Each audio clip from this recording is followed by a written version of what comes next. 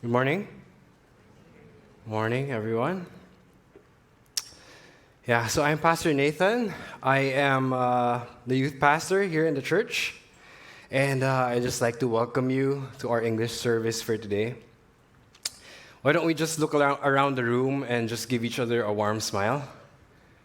Just to remind ourselves of the family that we have here in CBCP as we welcome each other into the Father's presence. We are still discussing the book of 1 Corinthians in our series entitled, Jesus is the Answer. When he was in elementary age, I had a cousin who randomly told his mom that when he grows up, he wanted to be a pastor. Of course, all parents would be elated to hear this, right? My son, a pastor. So his mom asked him, "Son, what made you think of wanting to be a pastor?" My cousin replied, "Because I get to rest from Monday to Saturday and only speak for 2 hours on Sunday. Then I rest again." The mother. It's a funny story. I also had a recent encounter with one of our young people. After church service, he just came up to me randomly, just wanting to start a topic. Then he said, Nate, can we consider Reverend Jeremiah as the owner of CBCP? It's like, such a random question. Siya ba yung CEO ng church? Sabi ko, another random question. I don't have answers for that. Some people, on the other hand, think like this. If church members give tithes and offerings to the church, and the pastors have their salaries from the tithes and offerings, then the pastors are my employees. I get to tell them what I want to happen. I get to tell them what to do, when to visit my sick friends, family, and my employees. Because I pay them. Their breakfast is from my money. That's very common. You see, our understanding of church leaders is often more blurry than clear. Ano nga ba ginagawa ng pastors na Monday to Saturday? And so when we aren't clear about job descriptions, whether our own or someone else's, success cannot be defined. Expectations are usually subjective. Disappointments are just around the corner. And your demands might be out of place. In our section from 1 Corinthians today, Paul actually gives us instructions on how to think about church leaders, what to expect of them, what their actual job descriptions are, and how they must be graded. Let's take a look. 1 Corinthians 4, 1-7. This is how one should regard us, as servants of Christ and stewards of the mysteries of God. Moreover, it is required of servants, as stewards, that they be found faithful. But with me, it is a very small thing that I should be judged by you or by any human court. In fact, I do not even judge myself. For I am not aware of anything against myself, but I am not thereby acquitted. It is the Lord who judges me. Therefore, do not pronounce judgment before the time, before the Lord comes, who will bring to light the things now hidden in darkness, and will disclose the purposes of the heart. Then each one will receive his commendation from God. I have applied all these things to myself and Apollos for your benefit, brothers, that you may learn by us not to go beyond what is written, that none of you may be puffed up in favor of one against another. For who sees anything different in you? What do you have that you did not receive? If then you received it, why do you boast as if you did not receive it? That's the end of our section that we will be discussing today. So let's take a look at this. Sorry, it's not the spiritual lens. Forgot to edit that.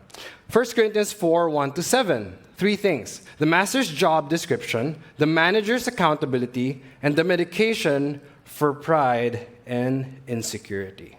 Let's take a look at the first part, the master's job description. It says, this is how you should think of us, Paul is saying. Servants of Christ and stewards of the mysteries of God.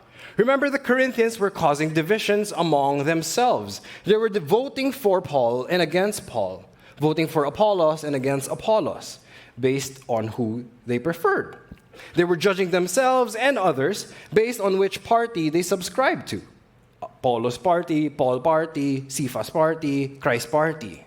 But here in chapter 4, verse 1, Paul instructs them how to think about church leaders. It says, think of us this way, servants and stewards. Servants and stewards. But he doesn't say servants of stewards of your expectations, of your subjective demands, of your desires. He says servants of Christ and stewards of the mysteries of God. Their master is not the church. Their master are not the tithe givers. Their master is God alone. In the original Greek language, servants mean one who aids another in any work. Stewards mean a manager of affairs. So pairing this original Greek word with of Christ and of the mysteries of God, it tells us that church leaders are people who aid in the work of Christ. People who are given managing authority of the affairs of God. It says nothing about managing people's expectations. It says nothing about pleasing people's demands. It says nothing about wanting to be a customer service to your church members. 2 years ago, I got married. And on your wedding day, you would have to hire wedding coordinators. And part of those wedding coordinator is to have a groom assistant and a bride assistant. Those will be your personal assistants for the day. I enjoyed that day. First time ko magka-PA. Wala naman PA ang mga pastor. So, when I wanted coffee please. May coffee na. Tapos naalala ko, pinapawisan ako. Gumanon lang ako, may wet wipes na.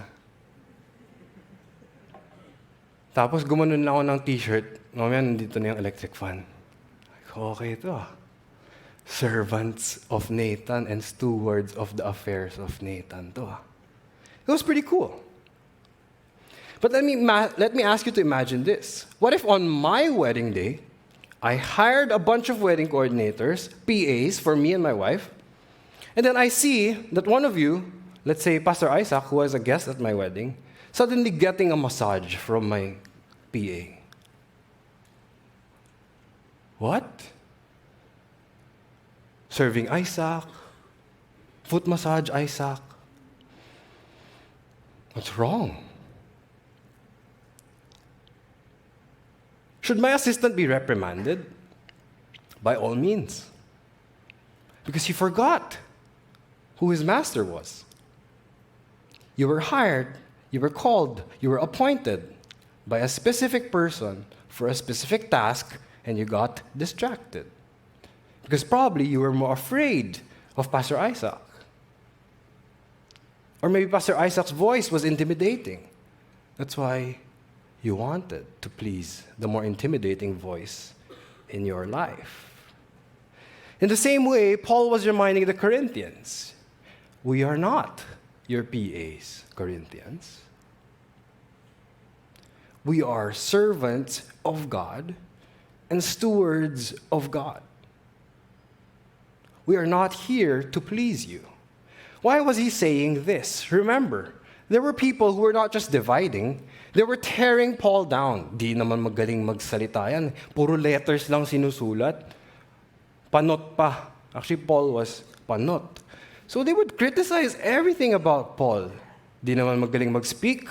Si Apollos, grabe. Pag nag-speak ka, parang may goosebumps parate. Uuwi ka na parang, grabe yun. Parang may apoy sa harap. Si Paul, parang nagbabasa lang ng script. Ba yan?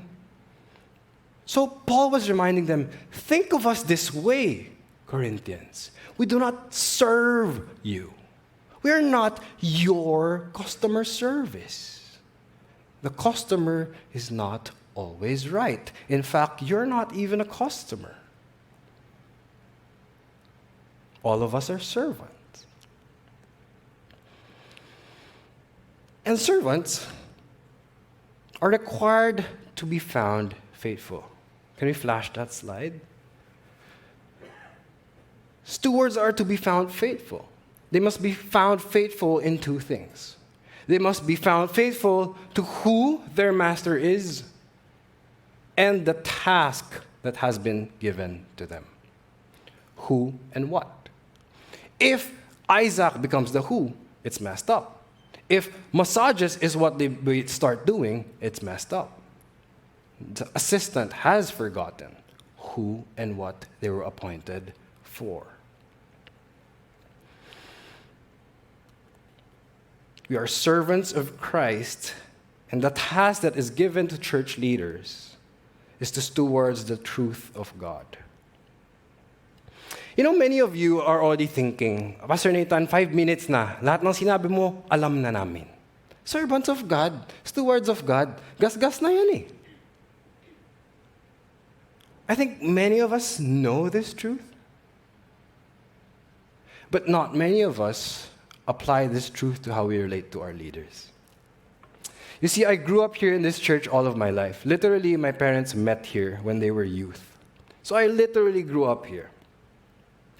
And over the years of my 32 years here, I've heard of many CBCB attendees and members and their sentiment about pastors.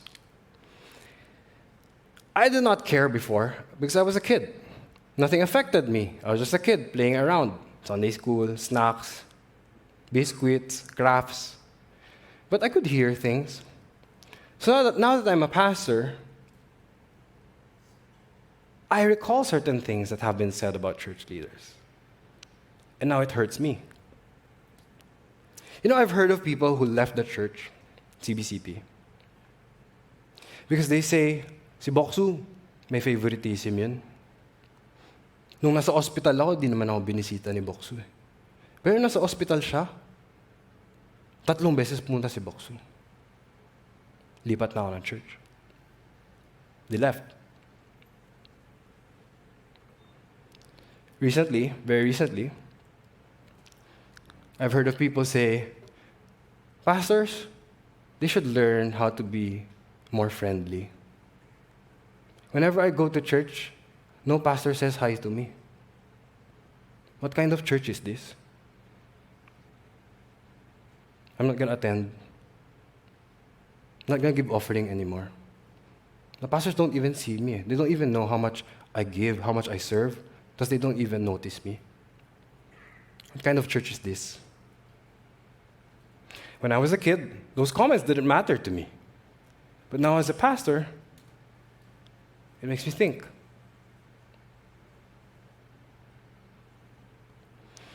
You understand that the pastors are servants of God and stewards of God. But then you relate to them as if they are servants of your feelings, stewards of your expectations, assistants of your desires. And they're supposed to fulfill the job description that you have in mind for them. When I go in today and I go to the second floor, Boksu is always at the stairs after his service. If I pass by the stairs and Boksu doesn't smile at me, he doesn't like me talaga. I knew it. Bastos talaga yan si Boksu. Di namamansin. It's funny. But some of those thoughts have crossed our minds. That if I attend today, and if no leader notices me, this church is not welcoming. Subtle. You don't even notice that voice going into your mind. But then this truth, Corinthians, is convicting us. Really? Do I see and think of my church leaders as servants of God or of myself? Pa-house blessing naman, pastor. Ay, sorry hindi kami pwede kasi may Bible study ako. Sabi ko na nga ba. Pastor, yung anak ko ikakasal na. Punta ka ba? Sorry, may ibang kasal na ako puntahan. Sabi ko na nga ba.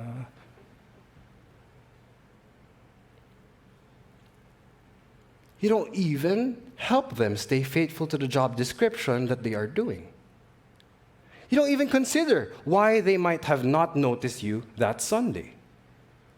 Have you ever thought that maybe they're carrying more than you ever thought? Have you ever thought that they're walking around thinking about the sermon that they're about to preach? Or maybe you're always grading them based on what you want them to do for you in that exact moment. You should smile more. Always, like, lutang ka parate, pastor. I've heard that said about me. Probably you guys are thinking that about me. I'm always thinking of something. So most of the time, I'm not smiling talaga. And you're already singing, sungit ni Pastor Nathan. I've heard that. My friends are laughing because mukhang masungit naman talaga ako. Pero lagi lang akong may iniisip. But have you ever considered that maybe your own heart is making you lose the joy, satisfaction of serving beside servants of God and stewards of the mysteries of God? You yourself have lost a church. You yourself have lost a place to call home because you've painted on your expectations of your church leaders.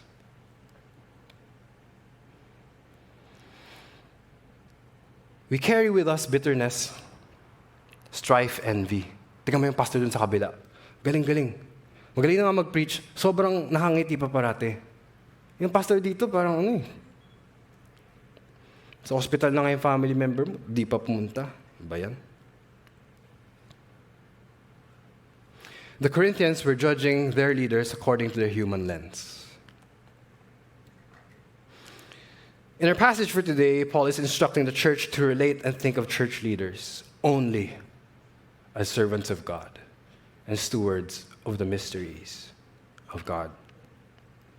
This means that your pastors will always disappoint what you expect of them to fulfill for you. Your need for attention, your need for emotions, your need for expectations. Everybody's social energy cannot be filled by a pastor. There's a line that goes, we judge others based on our ideals, but we judge ourselves based on our limitations. I'm going to say that again. We judge others based on our ideals, and we judge ourselves based on our limitations. What does that mean? If you were going to church one Sunday, let's say today, do you expect yourself to say hi and smile at everyone? Of course not. You're an introvert, right? You need certain batteries. You just want to go to worship, focus on God, and no one else. I'm going to go home after. I'm super tired from work this week. But when you go to church, you expect that your pastor is not an introvert and that he says hi to everybody. You don't even think if he's tired from the week, if he's had an exhausting week, he's had family problems. You always judge others based on your ideals, but you judge yourselves based on your limitations. Pagod ako today. Si pastor ba? Hindi, dapat mag-smile siya. So what's wrong? Is it that the church leaders are disappointing? Well, everyone's disappointing. Some of them just happen to be working as pastors. And so, to be honest, we're more like the Corinthians than we think. Servants of God, narinig ko na yan. Stewards of God, narinig ko na yan. But we have to admit that our hearts are so wrong in so many ways. It's robbed us of the joy of having Paul, Apollos, and Cephas among us.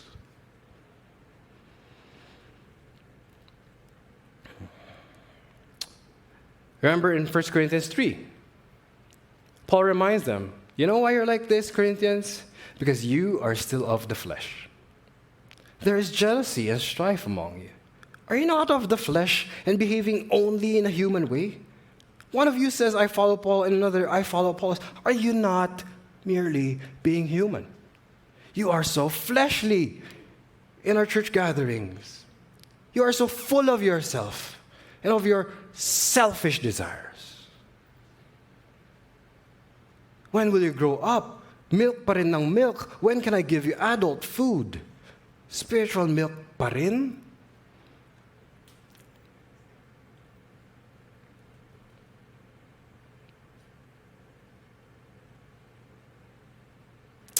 Paul understood this. Paul understood that they were not called to manage the 1,000 expectations of his church. So Paul, I couldn't believe how Paul was. Paul was a pastor who says, but with me, it's a very small thing that I should be judged by you or by any human court. In fact, I do not even judge myself. He is unaffected. Yung mga reklamo niyo sa akin, it's a very small thing. Your comments, your opinions about me, your disappointments, it's a very small thing for me.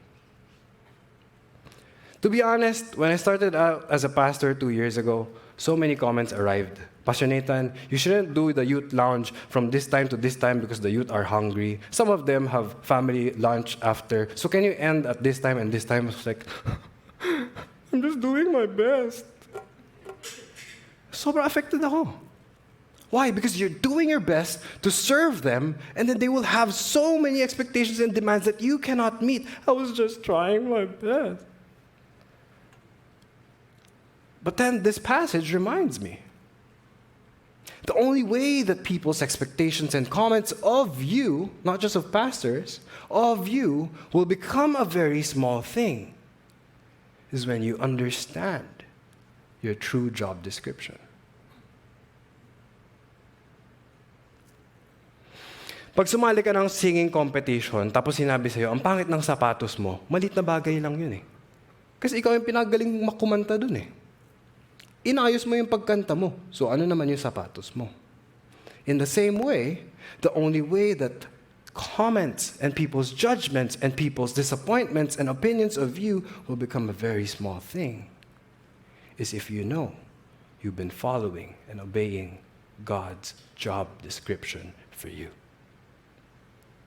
When does the big thing become the big thing?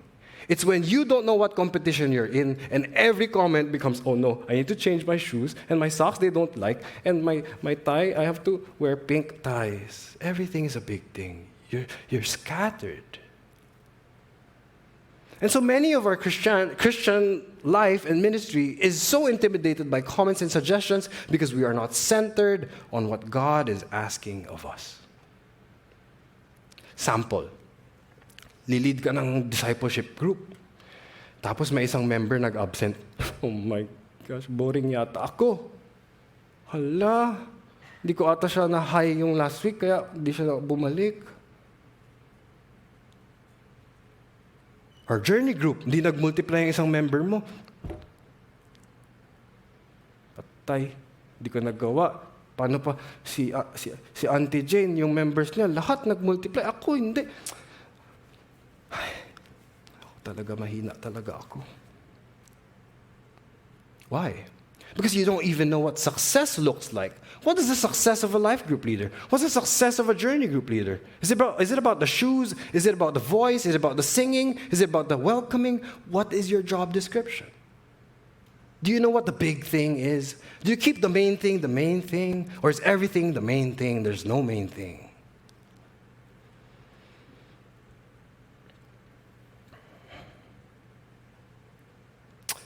You have to decide which comments are from the flesh and which comments are from God. Not all comments are from God. Some are. Some keep you in accountability. Some are just human expectations and human projections.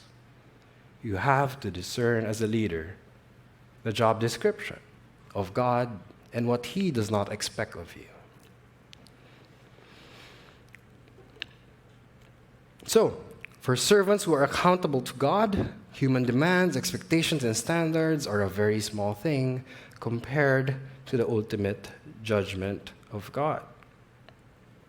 Do you know what God judges? Alam mo ba yung nasa scorecard ni God?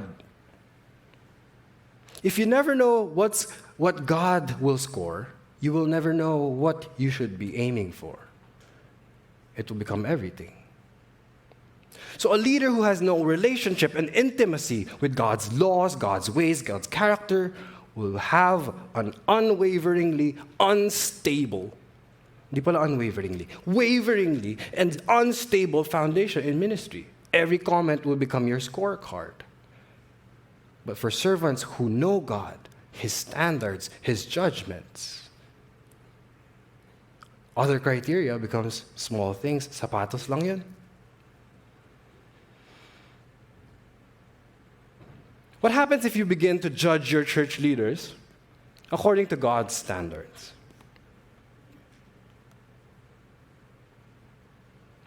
Your standards and expectations and demands must begin to change. What you expect of your pastors changes. And then you begin to understand as church members, you need to help, you need to protect, and you need to support your church leaders. You know, in recent statistics, it says that 7 out of 10 pastors don't finish their lives as pastors. 7 out of 10. That means because we have 16 pastors, by statistics, 5 na lang matitira by the end of our lives. People will go back to the corporate world. People will go back to business. People will stop serving the church. You know why? What's the main reason? Church conflict and criticism. Not even God. Not even disqualification from God. Not even judgments of God. Not even consequences from God. It's because the very same people that they serve shoot them down. 7 out of 10 are shut down by the church members themselves.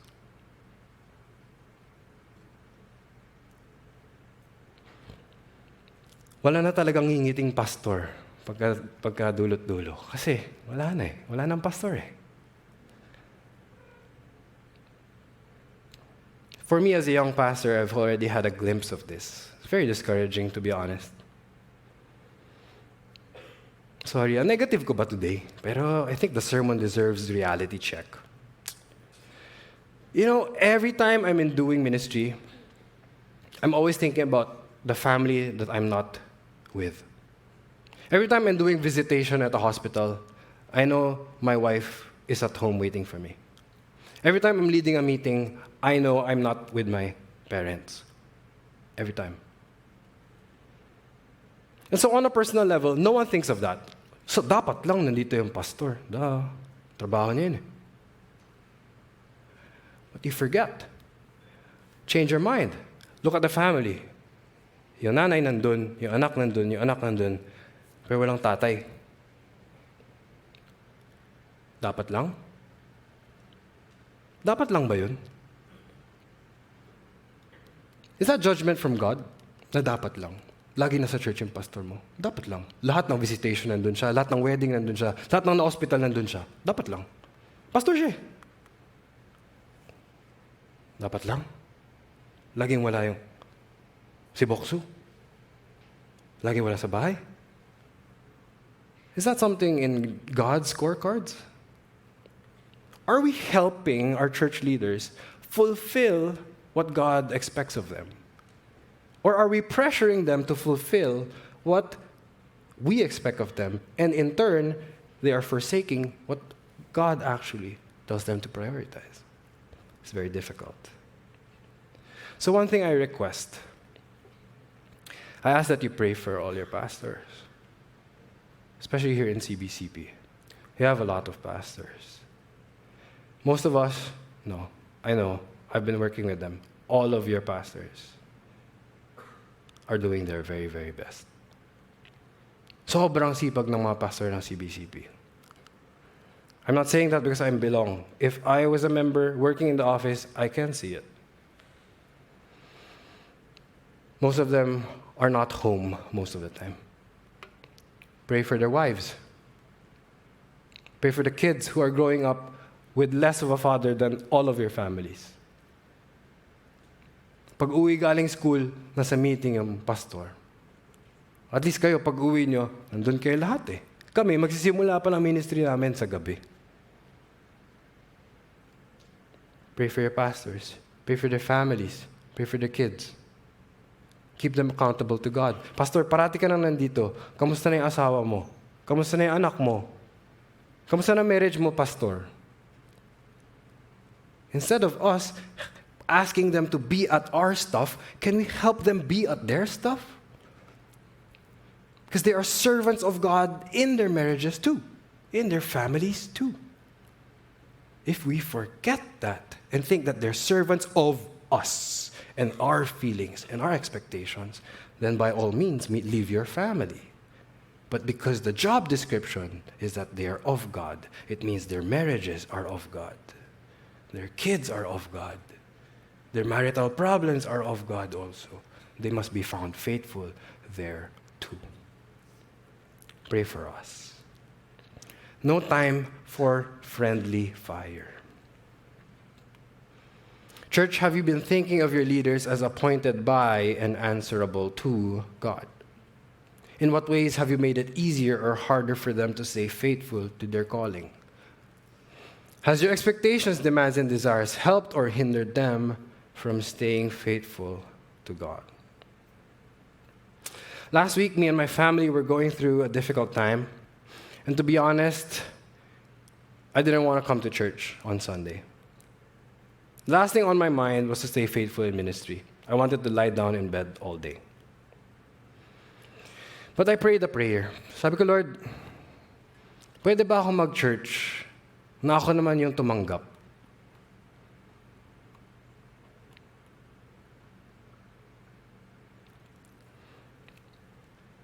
And so I got up that day and I came to church.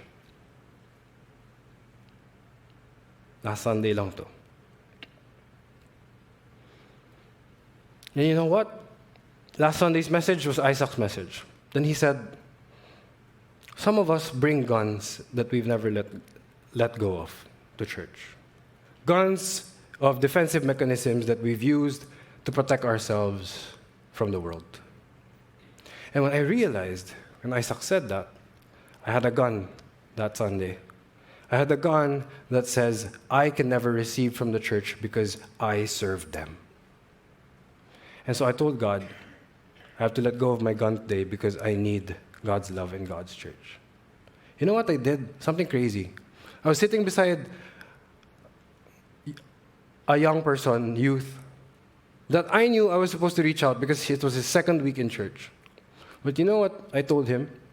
I told him, to be honest, I'm not doing well today. Imagine your pastor telling you he's not doing well. Like, what did he do? Long story short, you know what he did?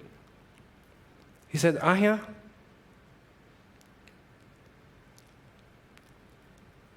can I pray for you?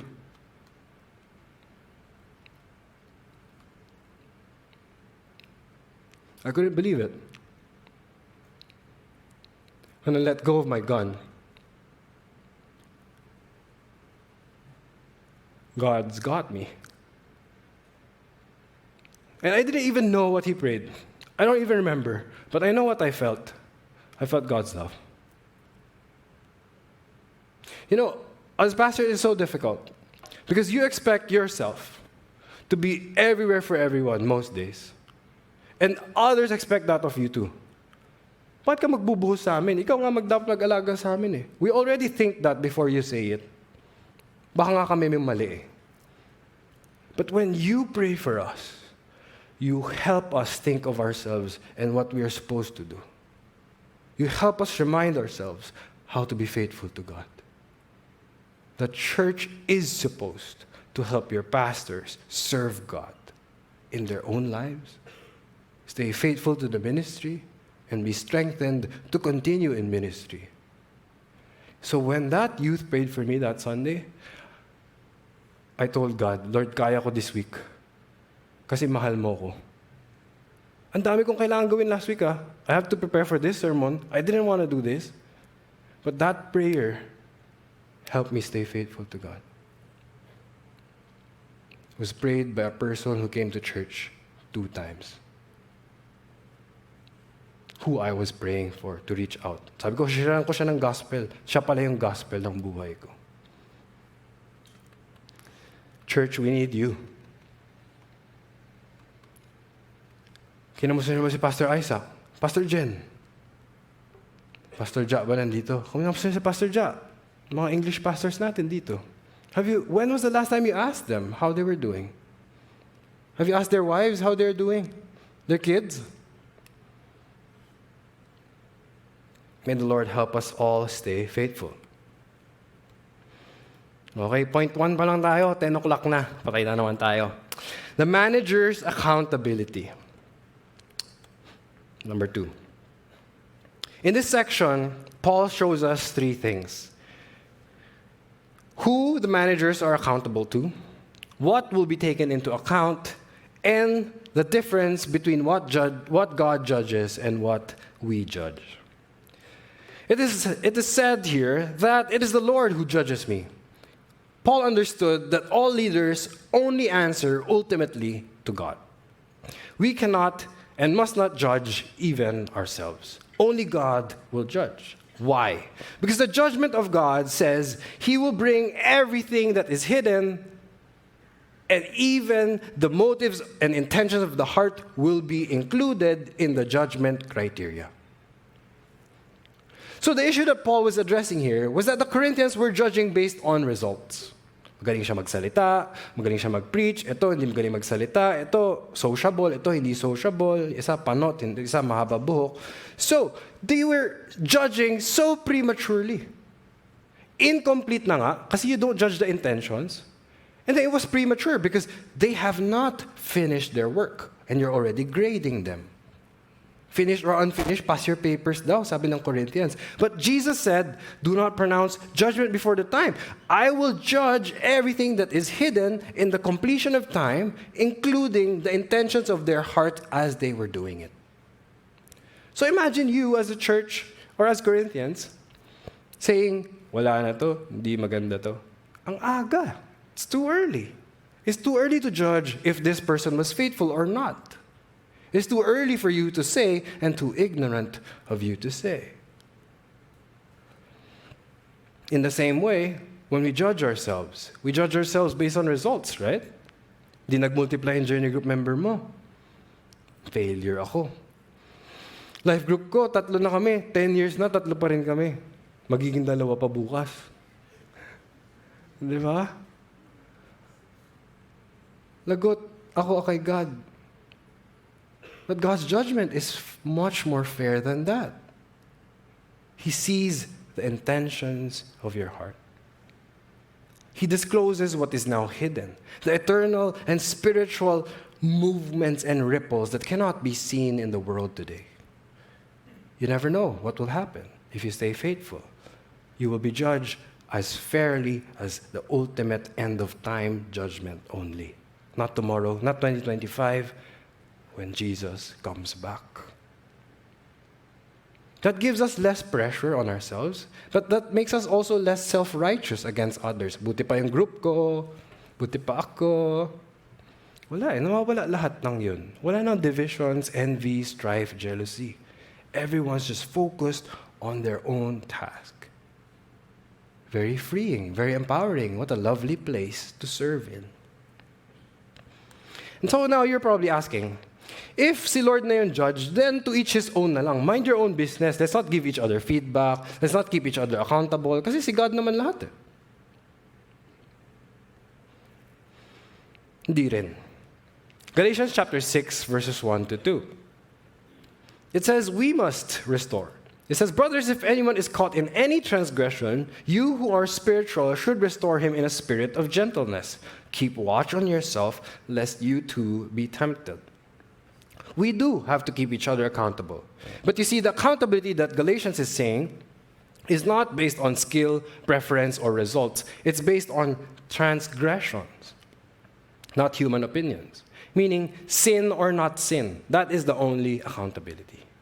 Kung gusto niya naka-red siya parate, hindi yun yung dapat kina-comment mo. Kung sin lang yung red or hindi sin yung red, those are the things that you must correct and call out. So don't call out nakasmile parate o nakangiti parate. Malit na bagay yun eh. Focus on the transgressions that you should be correcting and keeping each other accountable of. And in the spirit of correction, it says, keep watch on yourself. Can you show the verse again? You who are spiritual should restore him in a spirit of gentleness.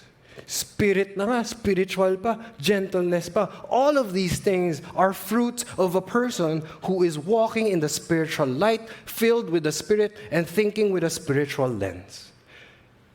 You who are spiritual, can anyone say that you're spiritual enough to correct someone? Nobody. So that's Paul putting a higher standard on correction before any correction happens. Judge not, lest you be judged. Your speck on your own eye, the log in your own eye, the speck in his eye. Spirit of gentleness. And in every point of correction and feedback, there is a temptation. Be careful. Every time you want to correct someone and give feedback to someone, check the intention of your heart. Is it because you want to have something over that person? Oh, galing ka nga kanina, pero you want to inflate your self-value, self-importance. Watch yourself, because your intentions will be included in God's ultimate judgment of how you correct others also. May the Lord help us. So here's my proposal. Many of us call Christ our Savior, but not many of us relate to Christ as Lord.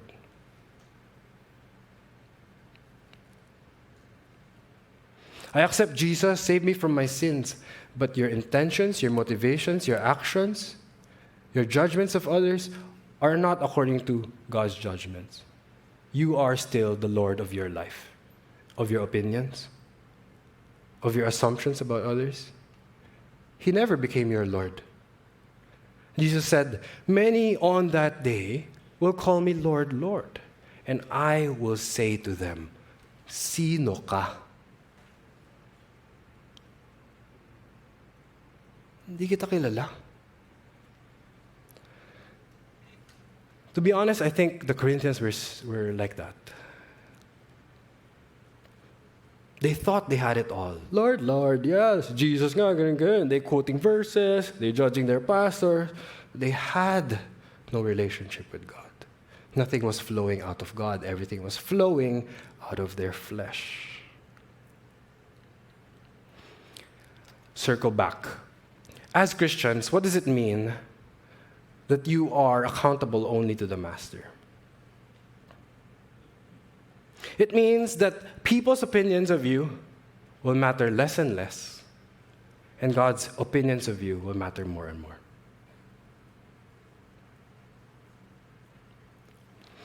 It means that you no longer see yourself according to how people see you, which is part of identity development in psychology. Your concept of self. It used to be, I am who my peers see me as, I am who my peers think I am. That is psychology. Ganun talaga pag bata. And so, early on as kids and teenagers, you're very conscious. You manage people's impressions of you because these impressions define how you personally view yourself. Cool kid ka ba? Varsity kid ka ba? Smart boy ka ba? Honor roll ka ba? Cum laude ka ba? That's how you think of yourself eh. Kasi that's how people ask you. How are your grades? Matalino ka daw. But in the spiritual life, we also start out this way. We start out in Christianity in the same way. What do the people in church think of me?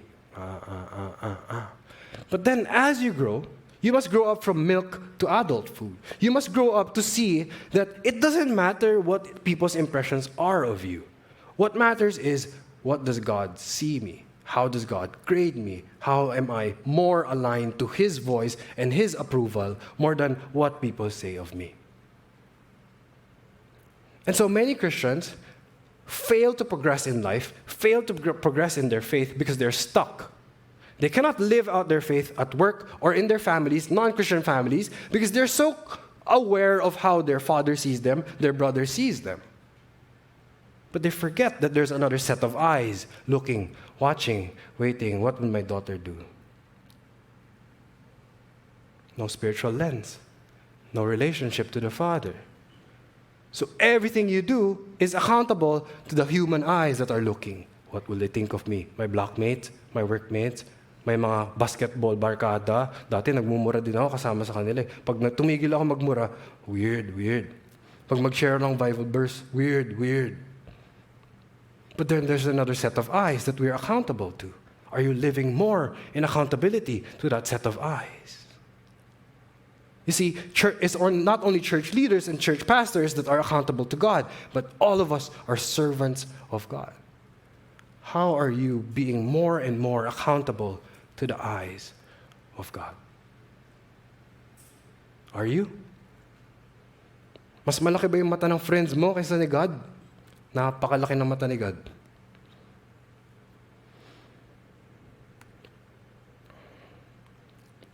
Seeing God as judge frees us from the extremes of pride or shame.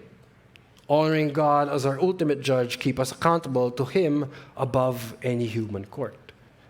This is what keeps you faithful.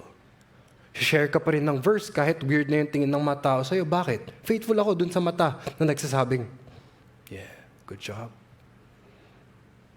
Those eyes matter more to you than these eyes. And then, ikaw serve ka ng serve. Ang dami mo nang ginagawa. Hindi ka rin nagiging prideful eh. Bakit? Pride only happens if you're comparing yourself to other in the service. Mas marami na akong nabigay. Mas malaki offering ko, 1 million. Siya, 100,000. Okay na ako. But the eyes are there. Alam ko, 3 trillion yung account mo eh. Tapos 1 million ang binibigay mo. It reminds us of a passage in Mark 12. Jesus was sitting at the temple. Then people were putting in large sums. And then a widow came in. 2 coins lang. Nilaglag niya. Jesus turned to His disciples and said, you know that widow? She put in much more than everyone else. Because she put in everything that she had. Those people, that was just 1% of everything. Who was faithful? 1 million or 2 coins? 2 coins. Because God judges fairly. He judges according to what you give, not the average sum.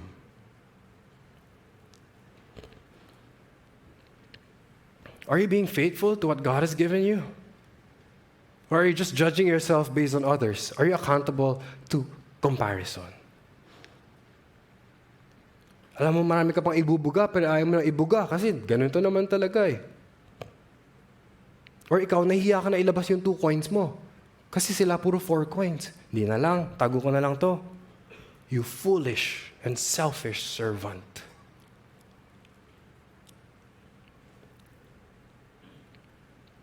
Internalize and reflect. Are my priorities and values still dictated by what others might think? How is God becoming the Lord, ultimate authority and judge of my every thought, intention, and action? If He is my judge, what things must I start and stop doing from today onward? If we will answer to God ultimately, how is your grade so far? But do not judge yourself. Keep on working. Stay faithful. Okay, last. The medication for pride and insecurity. Paul says all that, and he turns to the Corinthians and says, all of that I have applied to me and Apollos. Okay? All of that. So that none of you may be puffed up in favor of one against another. He says, I'm not judging me, I'm not judging Apollos, we're all going to be judged by the Lord.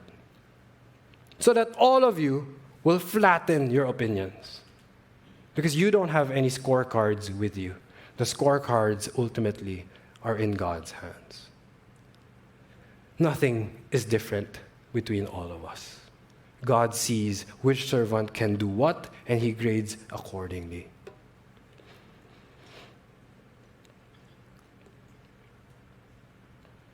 Last analogy.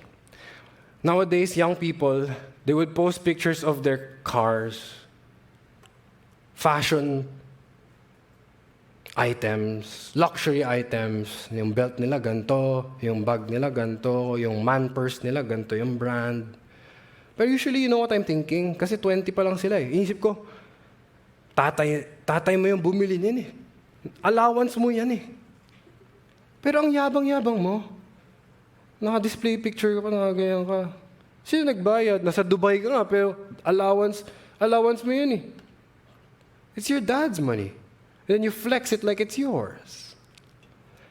Funny. But I think Christians do this as well. You boast of how many times you go to church. You boast of how many groups you've discipled. You boast of how many Bible studies you've started. What did you have that you did not receive? How can you just puff yourself up like that? Galing na ako.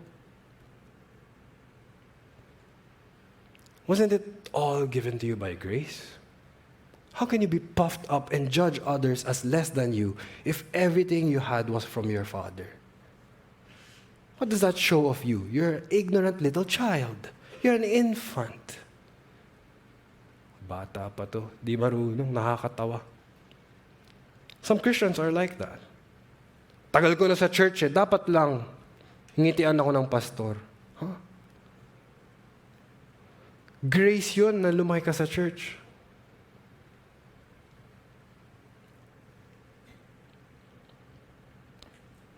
May the Lord convict those who needs to be convicted and comfort those who need to be comforted. Ako, ang kailangan ng comfort dati. I'll confess something in front of you today. When we started this English service, I already confessed this to my fellow pastors. And I was a more insecure child than a more prideful child in reality. So when I began my ministry here as a pastor, I also brought shades of those insecurities. You know, to be honest, when I'm up here to preach, I always feel like I'm less than the preacher that Pastor Jared is. I'm less than the preacher that Pastor Genesis is. And now, Isaac is here, so I'm less than Pastor Isaac as a preacher also. That's my default. I always think that. I go home and I feel bad. You can ask my wife.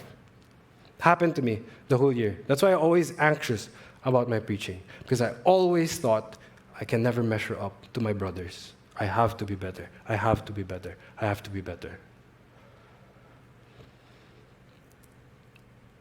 But you know, the medication for insecurity is understanding that God does not grade me according to Genesis' scorecard, nor Jared's scorecard, nor Isaac's scorecard, nor Boksu's or Jeremiah's scorecard. He has a specific scorecard for me. Just like the parable of the talents, where he says, I give you 5, I give you 3, I give you 1, according to your abilities. The 5 is judged according to the 5 that he gave back. The 3 is judged according to the 3 that he gave back. And the 1 is judged according to what he did with the 1. The 5 was not compared to the 3. Tingnan mo yung kapatid mo, 5 yung binigay. Ikaw 3 lang. God knows how many he gave you, how many he gave him. And he judges accordingly. He said to the 5 who made 5, sabi niya, good job, faithful servant, enter into my joy. Then he looks at the 3 who made 3 and says, good job, good and faithful servant. You made 3 out of 3. Good. All of you, enter into my joy. 5 is to 5, 3 is to 3. When I understood that, I realized how fair of a judge we have in Christ. He doesn't judge me according to Genesis or Jared or Isaac. He judges me according to me, what he has given me. Everything that I have has been given to me. What only matters is how I steward and serve him with what he has given me. And that freed me to preach here as limited as I am. If I am the 3-talent servant or the 1-talent servant or the 0.5-talent servant, I'm giving everything I can every time I preach because I will be judged according to what I have. And this is how it looks like. Sobrang freeing. I no longer step around Pastor Jen, Pastor Ja, kakahiya. No, I see them as brothers, and I pray for them. That the 5 that I see in them, that the 3 I see in them, they stay faithful to that. The medication for pride and insecurity is having a fair judge. So don't hold yourself back. 2 coins lang yung meron ko. Sila, ang galing-galing nila magsalita, magturo, mag-lead. Tapos nakangiti pa sila parati. Di na lang ako magla-life group leader. Di na lang ako mag-evangelize. Di nga ako marunong magsalita eh. Pwede ba mag-share na lang ako ng Spotify playlist? Bakit hindi? Kung yun yung talent mo, magbigay ka ng kanta. Mag-pray ka ng tao. Mangamusta ka. Magbigay ka ng pagkain. For those who want to serve, serve. For those who have mercy, have mercy. For those who want to give in generosity, give. Use them, use them, use them. Stay faithful to what God has given you instead of shying away. Do not judge prematurely yourself or others. For our God judges even the hidden things of the dark and the intentions of your heart. Serve, serve, church. Do your part, church.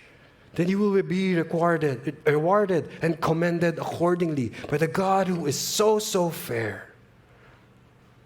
Let's go. At least di na tayo ending ng nega. God will judge you accordingly only to what He has given you. What are you doing with what He has given and entrusted to you? I pray that the Lord as judge empowers you more than it cripples you. He desires that we steward and serve Him well throughout all of our lives, no matter what we've been given and what we have not been given. Stay faithful. So why don't you spend a few moments in silence to reflect on what the Lord is telling you this morning. Speak to Him directly.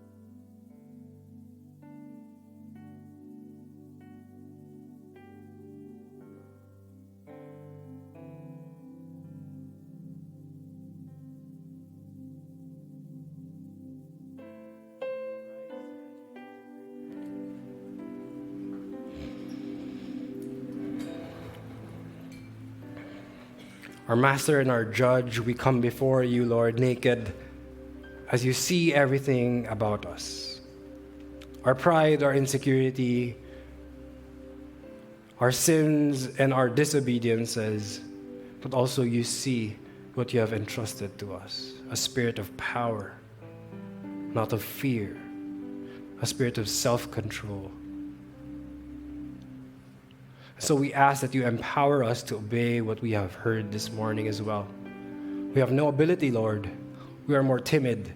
We are more discouraged and fearful than we are courageous and brave. But Lord, you are with us.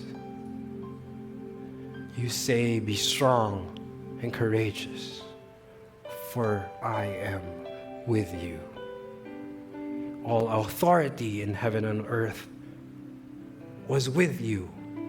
But now you gave it to us so that we may be empowered to live as your servants and stewards here on this side of creation until we are called home. Make us faithful. Help us have your eyes as the biggest eyes that look at us whenever we have our intentions and actions. May your eyes direct us more than the eyes of those who criticize and who will be disappointed in us. May we please you and please you only. Let me give you the benediction.